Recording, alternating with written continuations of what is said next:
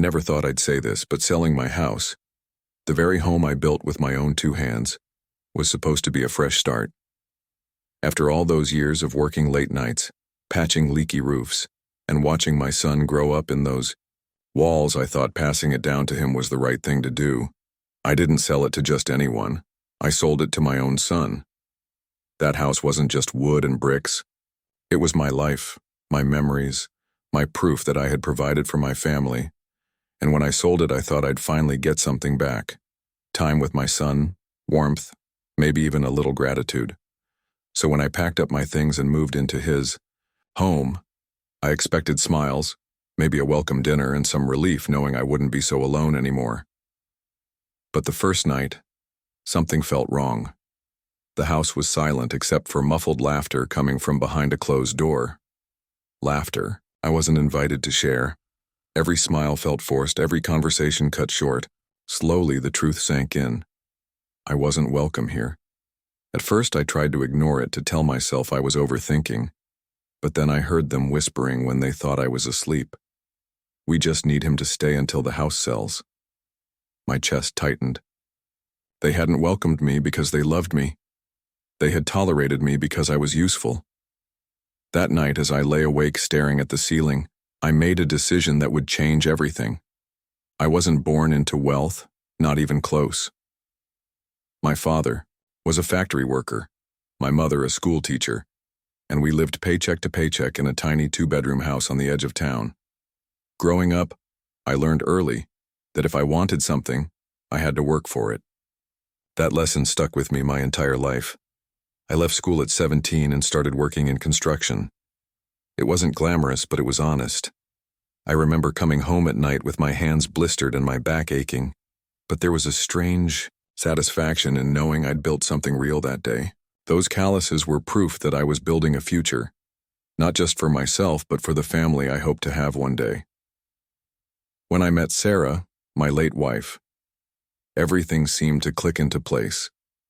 She was kind, but tough. The kind of woman who could laugh in the face of hardship and still have dinner on the table by 6. We married young, and soon after I scraped together enough money to buy a small plot of land. I couldn't afford much, but I saw potential there. A place where we could build something of our own.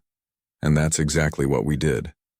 Brick by brick, paycheck by paycheck, we built a modest house. It wasn't big, it wasn't fancy, but it was ours. Every corner of that home had a story. The kitchen table had a scratch from the night we tried to assemble it ourselves and dropped the hammer.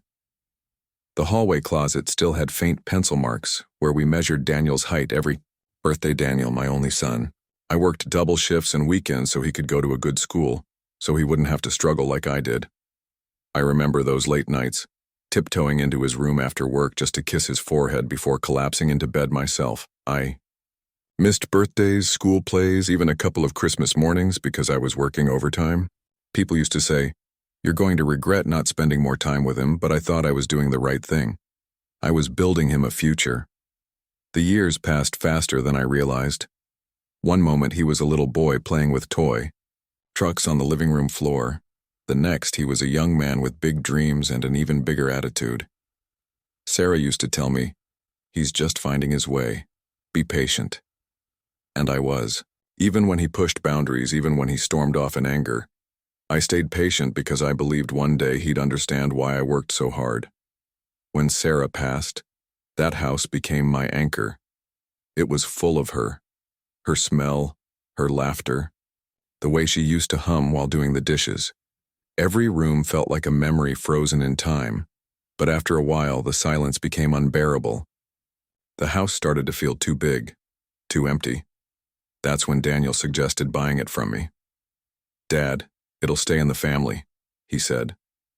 "You won't have to worry about the upkeep anymore. You can finally relax."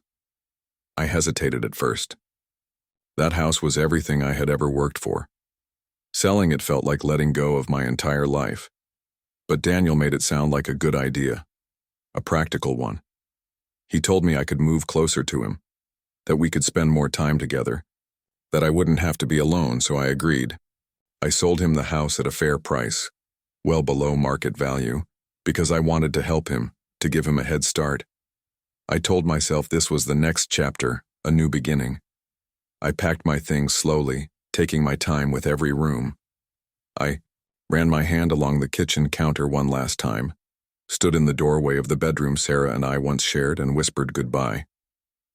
When moving day came, I was nervous but hopeful. I imagined what life would be like living near my son. I pictured Sunday dinners, movie nights, maybe even helping him fix things around his place, the way fathers are supposed to. But from the moment I walked through Daniel's door, something felt off. The house didn't feel warm or inviting. It was too quiet, too tense. I told myself it was just the stress of moving, that everyone needed time to adjust. The first night I sat at the dinner table alone. Daniel and his wife ate in the living room, laughing quietly at something on TV. I could hear them, but I wasn't part of the conversation. When I tried to join in, the laughter stopped. The next morning, I woke up early to make coffee, hoping to start fresh. But by the time they came downstairs, they were already dressed and ready to leave. "We have plans today," Daniel said quickly, grabbing his keys. I nodded, forcing a smile, pretending it didn't sting. I tried to be helpful. Cleaned up, stayed out of the way, offered to cook. But it was clear they didn't want me there. I saw the way his wife looked at me when I sat on the couch, like I was some guest who had overstayed his welcome. And yet, I kept telling myself, give it time. They'll warm up to you. Your family. But deep down, I felt something breaking, inside me. For the first few weeks, I kept telling myself it was just an adjustment period. After all, they had their routines, their habits. And suddenly, here I was, disrupting it all. I tried to be as invisible as possible, thinking it would make things easier for everyone. But then came the first real crack in the facade. One Saturday morning, I heard Daniel on the phone in the kitchen. His voice was low, urgent. I paused in the hallway, not meaning to eavesdrop, but his words froze me in place. "Yeah, we'll list it next month, should be able to get double what we paid Dad. Just need him out by then." I felt like someone had punched me in the chest. So that was it. That was the reason he bought the house. Not because he wanted to keep it in the family, not because he cared about me having a fresh start, but because he saw it as an investment. I quietly backed away, my heart pounding in my ears. I wanted to storm in there and demand an explanation, but something in me held back. I didn't want to believe what I had just heard. That night at dinner, I tried to bring it up gently. "So, what are your plans for the old house?" I asked, keeping my voice steady. Daniel barely looked up from his plate. "We'll probably fix it up, maybe rent it out." He said it casually, like it was no big deal. "But you told me you wanted to live there," I said carefully. He shrugged. "Plans change, Dad. It's just a house. Just a house." I bit my tongue so hard it nearly bled. To him, it might have been just a house, but to me it was decades of sacrifice, of blood, sweat, and tears. Over the next few days, the atmosphere grew colder. It was as though, now that I knew the truth, they didn't bother to pretend anymore. Meals became silent. Conversations were short, clipped. I began noticing little things, my belongings being moved without asking, my favorite chair replaced, with something more modern, my presence treated like an inconvenience. One evening, I heard Daniel's wife sigh loudly when I walked into the living room. "We can't keep doing this," she said under her breath. "Just a few more weeks," Daniel whispered back, "and then he'll be gone." I froze. Gone. They weren't just waiting for me to find my own place, but they were counting down the days until I left. The next morning, Daniel finally said it out loud. "Dad, look. We really think it's time you get your own space. We love having you here, but it's not working, you understand, right?" I nodded slowly, swallowing the lump in my throat. "Of course," I said, my voice barely above a whisper. "I wouldn't want to be a burden." A burden. That's what I had become. That night I couldn't sleep. I lay there in the dark, staring at the ceiling, replaying every decision I had made that led me here. I had worked my entire life to give my son everything, and now when I needed just a little bit of kindness, I was treated like a piece of unwanted furniture. I thought about Sarah and what she would say if she were here. She always had a way of seeing through the noise, of reminding me what really mattered. Harry, I could almost hear her voice. You don't need to beg for love. If they can't give it freely, it's not worth having. Tears burned in my eyes as I realized she was right. The following week, things only got worse. Daniel Started leaving property listings on the counter for me to look at. His wife began dropping hints about redecorating the guest room once it's free. It was clear they weren't just asking me to leave, they were pushing me out. The breaking point came one evening at dinner. I had cooked on my late wife's favorite recipe, hoping to ease the tension. But when I called them to the table, Daniel shook his head. We already ate, he said flatly. I looked down at the steaming plates I had prepared, my hands trembling. I spent hours. We didn't ask you to, his wife cut in. That was it. The last thread snapped. I excused myself, went to my room, and shut the door. My heart was pounding, my hands shaking, not just from anger, but from heartbreak. I realized there was nothing left to salvage. This wasn't my home. It never had been. I sat at the small desk by the window and took out a notebook. For hours I wrote, not a letter of anger, but of finality. I told Daniel I loved him, but I couldn't stay where I wasn't wanted. I told him I hoped he got everything he wanted from the house, but I wouldn't be here to see it. When I put the pen down, I felt strangely calm. The next morning I packed my bags quietly before dawn. I loaded my suitcase into my old truck and drove away without a word. As I pulled away from their house, I glanced in the rearview mirror one last time. The sun was rising, casting a pale golden light over the quiet street. And for the first time, in months, I felt like I could breathe. I thought leaving quietly would bring me peace, but peace doesn't come that easily. When I arrived at the small apartment I had rented, it was barely furnished. Just a bed, a table, and a single chair. The walls were white and empty, and the silence hit me like a hammer. For a moment I just stood there, clutching my suitcase, wondering if I had made a mistake. The first few nights were the hardest. I'd wake up in the middle of the night, thinking I was still in my old house, the one with creaky floors and the smell of Sarah's cooking in the kitchen. Then reality would come rushing back, and I'd be staring at a blank ceiling, alone. During the day, I tried to keep busy. I went for walks, stopped by the hardware store, even volunteered to help an old neighbor with some repairs. But no matter what I did, my mind kept drifting back to Daniel. Was I too harsh to just leave without saying goodbye? Would he even notice I was gone? Did he care at all? Every time my phone buzzed, I hoped it was him. But it never was. Days passed, then weeks. No call, no message, nothing. It was as if I had vanished from his life completely. I tried to convince myself that this was for the best, that I needed this space to breathe. But there was an ache in my chest that wouldn't go away. One afternoon, I drove past my old house. The for sale sign was up. Fresh coat of paint, new flowers by the front door. It looked perfect, like it was waiting for some new family to move in.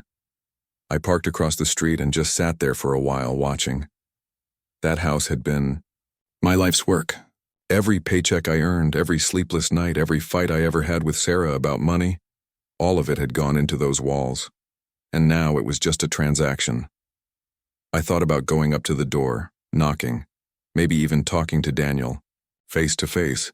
But what would I say? That I missed him, that I regretted everything, that I still wanted to be part of his life even after everything? Before I could decide, a car pulled into the driveway. It was Daniel.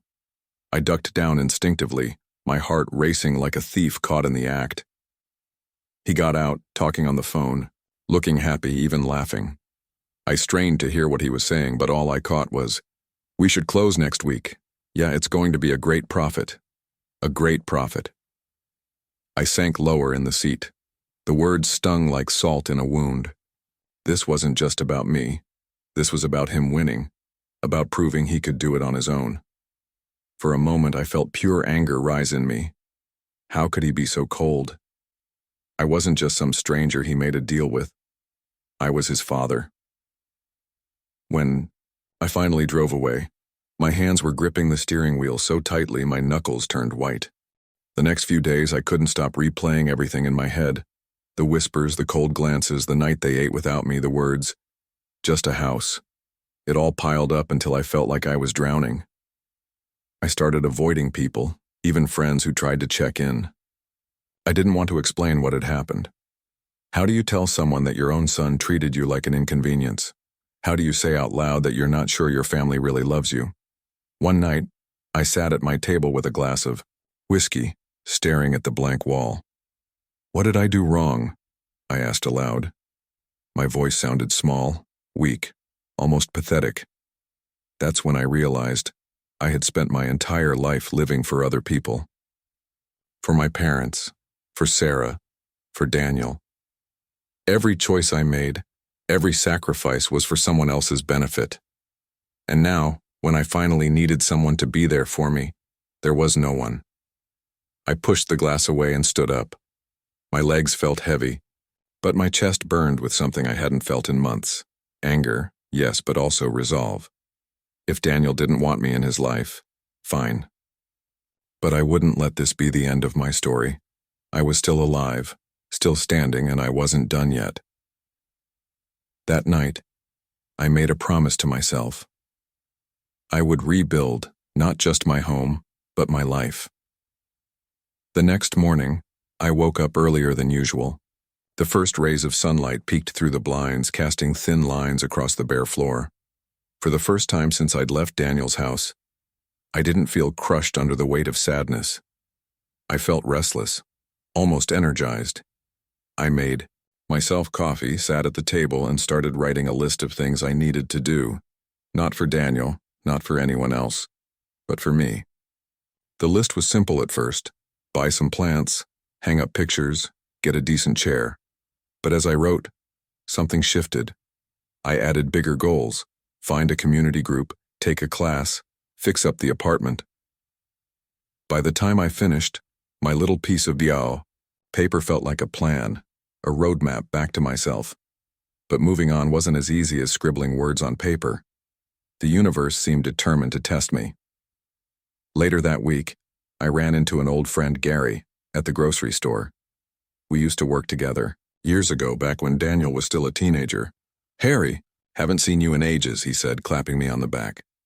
I forced a smile. "Yeah, been keeping busy." He grinned. "Heard Daniel bought your house. You must be proud. Kid's doing well for himself." Proud. The word hit me like a brick.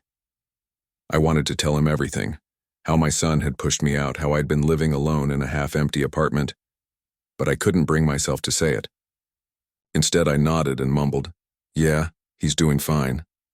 When I got home, I sat in the car for a long time before going inside. My apartment felt colder that night, like it was reminding me just how far I'd fallen. For a moment, I almost broke. I almost called Daniel, almost begged him to let me come back. Not because I wanted to, but because I hated the loneliness clawing at me. But then I remembered the way his wife had looked at me, like I was taking up space. I remembered the sound of their laughter behind closed doors, the way he said, "It's just a house." And I realized something. Going back would mean betraying myself. So instead I stood up, grabbed my keys, and drove to a nearby hardware store. I spent the entire weekend working on my apartment. I painted the walls a warm color, something that reminded me of the kitchen Sarah used to love. I bought a few secondhand pieces of furniture, not fancy but solid. Things that felt like home. By Sunday night, the place looked different. For the first time, it felt like somewhere I belonged. But the emotional storm wasn't over yet. One afternoon, while sorting through some boxes, I found an old photo album. I sat on the floor flipping through page after page. Daniel's first day of school, family camping trips, Christmas mornings with wrapping paper scattered everywhere. My throat tightened as I stared at a picture of Sarah holding baby Daniel, her face glowing with pride. "What would you say if you were here?" I whispered to the photo. Part of me wished she could step out of that picture and tell me what to do. Tell me whether to forgive Daniel, to fight for our relationship, or to finally let go. Tears rolled down my cheeks as I closed the album and set it aside. That night, I had a dream about Sarah. In the dream, she was sitting at our old kitchen table, smiling at me the way she used to after a long day. "You've always done what's right for everyone else, Harry," she said softly. "Now do what's right for you." When I woke up, I knew what I had to do. I started going out more. I found a local senior community center and began attending weekly meetups, chess games, dinners, even gardening groups. I made a few friends, people who actually looked forward to seeing me. And yet, there was still one thing left unresolved: Daniel. I hadn't heard from him in over 2 months. Not a single call or message. Part of me was angry, but another part wanted to know if he even cared that I was gone. One Friday evening, just before sunset, I drove past my old house again. This time there was a moving truck in the driveway.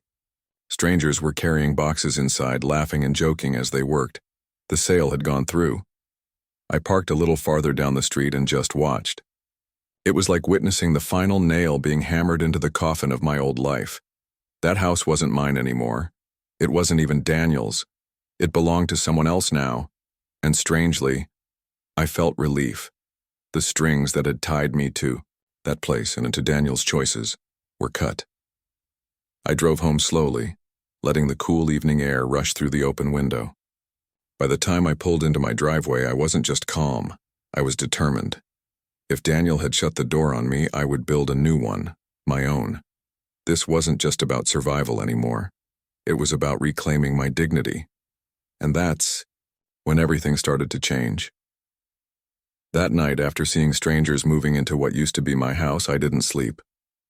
I sat by the window in my small apartment, watching the glow of the streetlight outside and listening to the hum of the city. The house, my house, was gone. Just like that, a lifetime of work, memories, and sacrifices had been turned into profit for Daniel and then handed over to someone else. For weeks, I had clung to the idea that maybe Daniel would change his mind, that maybe he would call, maybe we would sit down together and talk things through. But now there was no going back. There was no house to go back to. At first, that thought crushed me. I felt like I had been erased. But then, something unexpected happened. I felt free.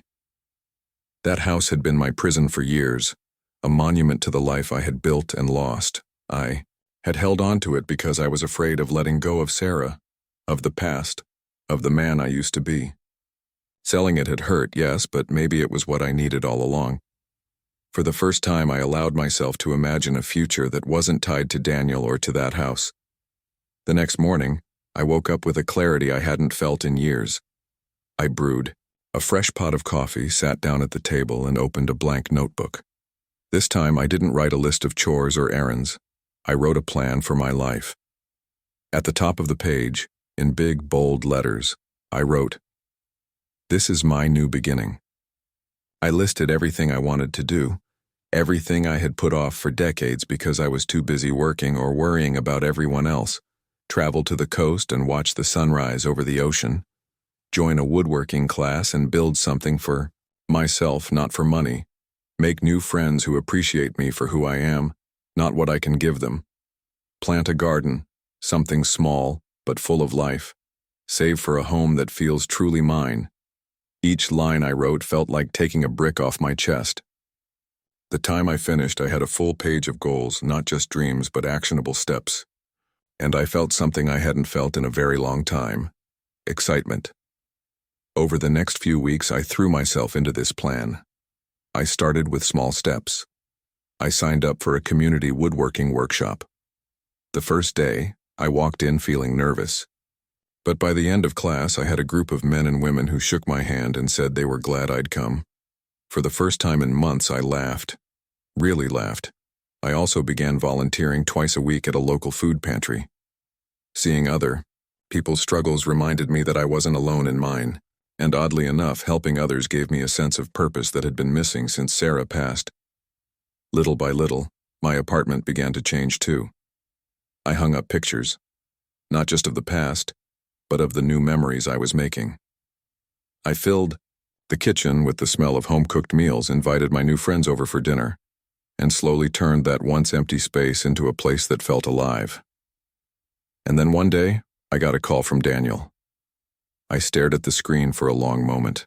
"Before answering, Dad," he said, his voice hesitant, "I heard you moved out. You could have told me." "I didn't think it mattered," I replied, my tone calm but firm. There was a pause. "Look, I know things got tense. Maybe we could talk?" For a moment, I considered it. The old me would have jumped at the chance, desperate to fix things, to smooth it all over. But this time was different. "I appreciate the call, Daniel," I said evenly. "But I'm doing fine on my own. For once in my life, I'm not living. For anyone else, I hope you understand." I could almost hear him trying to find the right words, but I didn't wait. I ended the call politely and set the phone down. And just like that, the weight was gone. That conversation wasn't loud. There was no shouting, no dramatic confrontation, but it was the most powerful thing I had done in years. I had chosen myself. From that moment forward, everything shifted. I found a small house listed for sale just a few miles away. Nothing fancy, but with a little garden in the back. I used part of the money from the sale of my old home to buy it outright. When I signed the papers and the keys dropped into my hand, I felt a rush of pride. This house was mine, not something I built for someone else, not something I had to sacrifice for. Mine. When I moved in, I took my time making it feel like home. I built shelves with my own hands, planted flowers along the walkway, and even adopted a dog from the local shelter. For the first time in years, I wasn't just surviving, I was living. One evening, I stood on the porch watching the sun sink below the horizon, the dog lying at my feet, and I realized something profound. Losing the house, losing Daniel's approval, none of it had broken me. In a strange way, it had set me free. Sarah's words echoed in my mind from that dream. "Do what's right for you." And I finally had. A few months passed, and my new life began to settle into a rhythm. The garden was starting to bloom. My woodworking class had turned into a weekly ritual, and I had even begun to host weekend dinners for some of the people I'd met at the community center. My little house, once empty and quiet, was now filled with laughter, conversation, and the smell of fresh bread. And then, one Saturday afternoon, the past came knocking. Literally. I opened the door to find Daniel standing there. He looked tired, a little older than I remembered, and for the first time in a long time, he wasn't wearing that confident smirk. "Dad," he said quietly. I didn't say anything at first. I just studied him, taking in the man who had caused me so much pain. For a moment, I was back in that cold guest room, listening to him whisper about getting me out of the house. Finally, I stepped aside and gestured for him to come in. He glanced around the place as he walked in. "You did all this?" "Yeah," I said simply. "I built the shelves myself, painted the walls last month."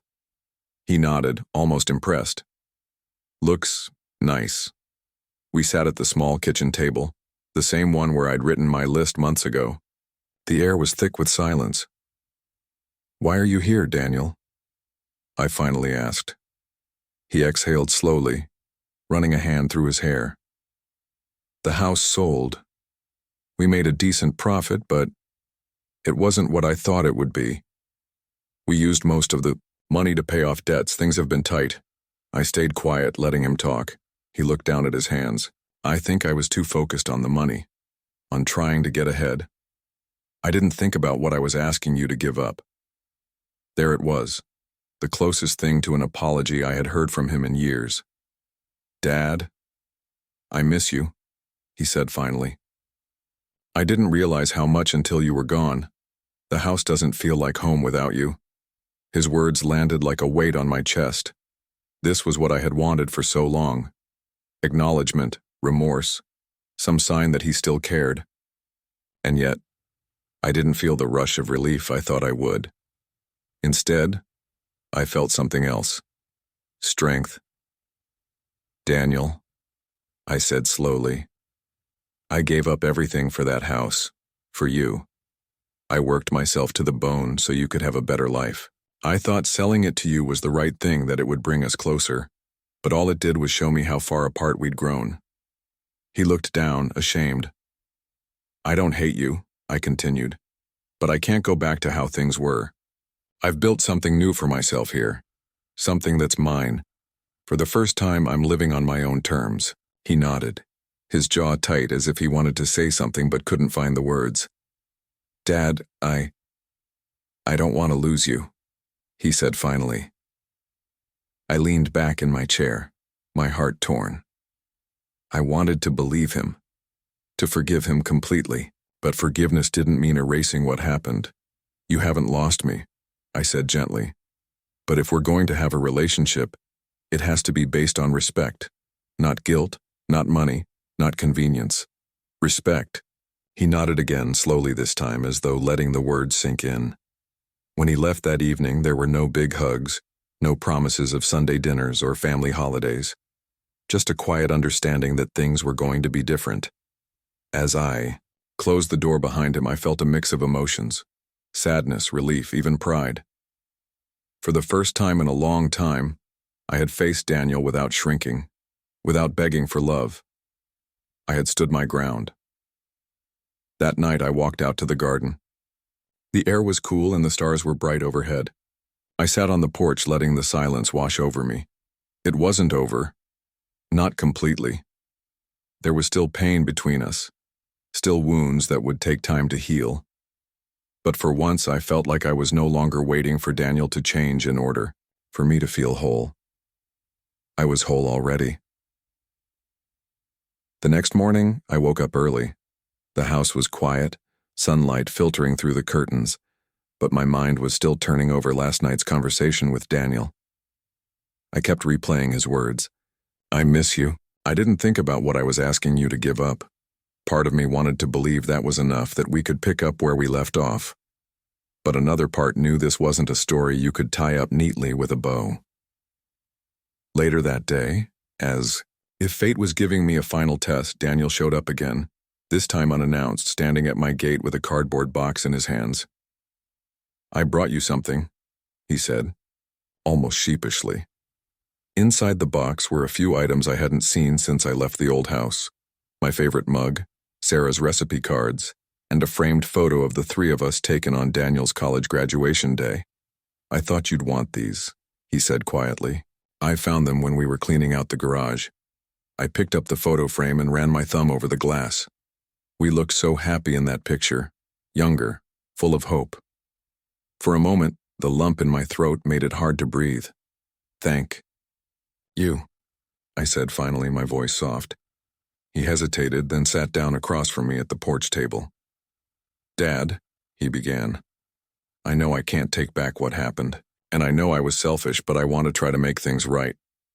There it was, the moment I had been waiting for, the one that would decide what happened next. I took a deep breath. "Daniel, I don't need you to make things right. I just need you to understand why what you did hurt me." He nodded, listening intently. "You saw that house as an opportunity," I continued. "But to me it was a lifetime. Every wall I built, every repair I made, every holiday we spent there, it all meant something. When you treated it like just another property to flip, it felt like you were throwing my whole life aside." He swallowed hard, his eyes glistening. "I never meant to hurt you," he said. I felt like I was drowning in bills and I saw a way out. I didn't stop to think about what it meant to you. For the first time, I believed him. "I know," I said quietly, "and I'm not angry anymore, but I can't let my happiness depend on whether or not you value me. I have to choose myself first. That's what I should have done a long time ago." The words hung between us, heavy but liberating. Daniel leaned back in his chair, letting out a long breath. "I guess I've got a lot of work to do," he admitted. "You do," I said gently. "But so do I. We both have to figure out how to build something new, not just a house, but trust." For the first time in years, there was no tension in the air between us, just honesty. When he left that afternoon, he didn't look defeated. He looked thoughtful, like a man who had been given a second chance and didn't want to waste it. Watched him drive away, feeling a strange mix of emotions, sadness for what we had lost, hope for what we might still build, and pride in myself for finally standing tall. That night, I placed the graduation photo on the mantel above the fireplace, not as a reminder of the past, but as a symbol of the bridge we were starting to rebuild.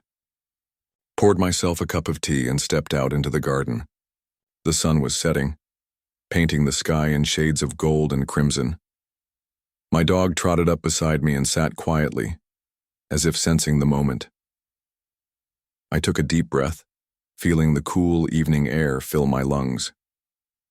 I realized then that the climax of this story wasn't just Daniel showing up or even his apology. It was me, finally choosing to live without resentment, without begging for love, without clinging to what was gone. I wasn't the same man who had left Daniel's house with his. Head hung low. I had been broken, yes, but I had rebuilt myself piece by piece into someone stronger. As I sat there watching the sky fade into night, I whispered softly to the wind, "Thank you, Sarah. You were right. I finally did what was right for me." And for the first time in a very long time, I felt at peace. When the night finally grew quiet, I stayed out on the porch, staring at the stars. There was something comforting about the stillness, the way the world seemed to pause just long enough for me to take it all in. For the first time in what felt like years, my heart wasn't heavy. I wasn't thinking about what I had lost, or what I wished I could change. I was thinking about what I had gained, the peace that had come from letting go of a version of my life that no longer fit me. The days that followed were simple, but they felt like a gift. I woke up early each morning, brewed my coffee, and watched the sunrise from the back garden. My dog would sit by my feet as the light spilled over the horizon, and I'd just sit there, feeling grateful for the quiet. There were no raised voices, no closed doors, no whispers behind my back. Just me, the morning air, and the promise of a new day. I poured myself into making this little house a reflection of who I was. Every nail I hammered, every plant I placed in the garden, every picture I hung on the walls felt like a declaration. I'm still here. I didn't disappear just because someone pushed me aside. This was my sanctuary, a place where I could breathe freely without feeling like a guest in my own life. Little by little, the bitterness began to fade. I stopped replaying Daniel's words in my head at night. I stopped wondering why he had done what he did.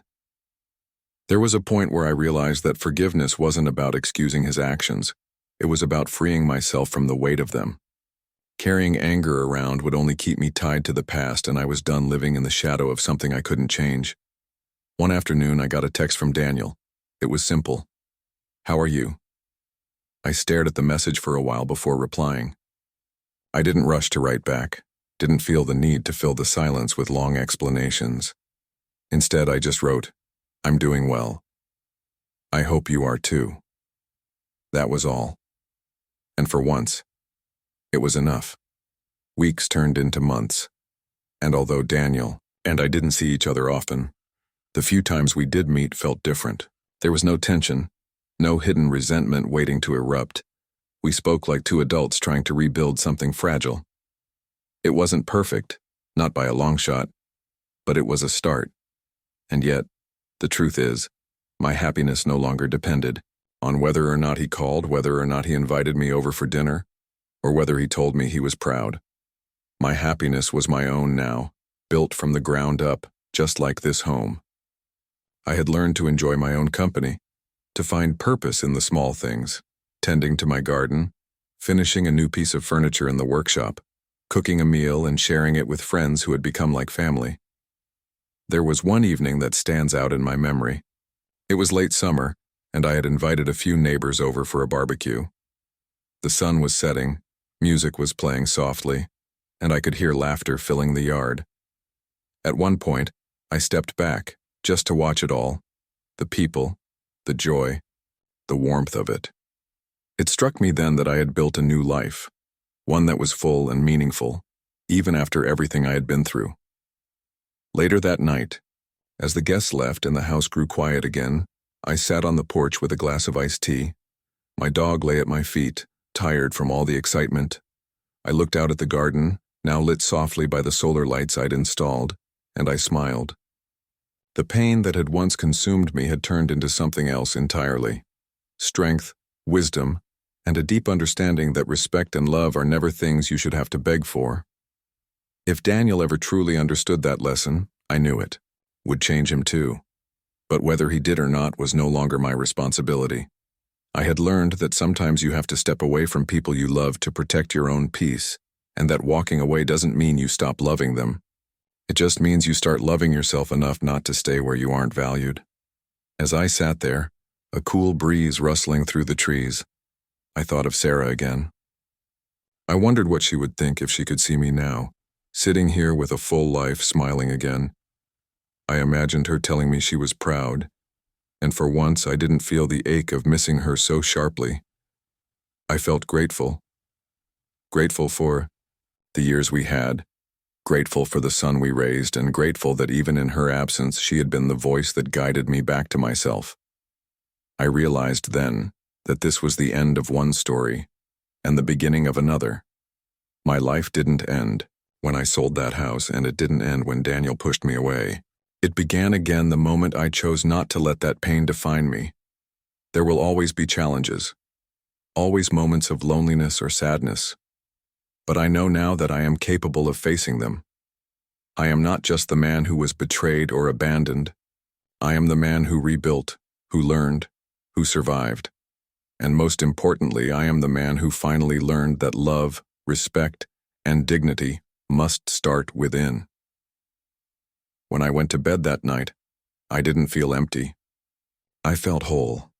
I knew tomorrow would bring its own ups and downs, but for the first time in years I was looking forward to whatever came next. If you stayed with me until the end, then you know this story wasn't just about selling a house. It was about finding the courage to walk away from a situation that was breaking me, and learning how to rebuild my life on my own terms.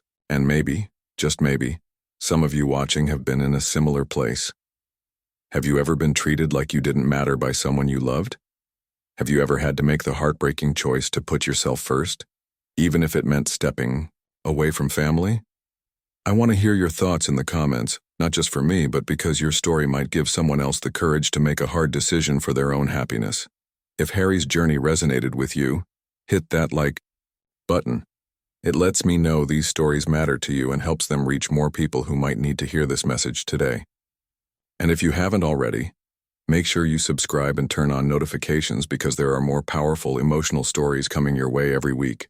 Stories about betrayal, redemption, and the strength it takes to start over. And before you go, share this video with someone you think might need it. A friend, a sibling, or anyone who's ever felt alone in their struggle. You never know how much hope a story like this can bring. This isn't just a channel. It's a place where people can connect through shared experiences. So join the conversation, be part of this community, and let's remind each other that it's never too late to take back control of our lives.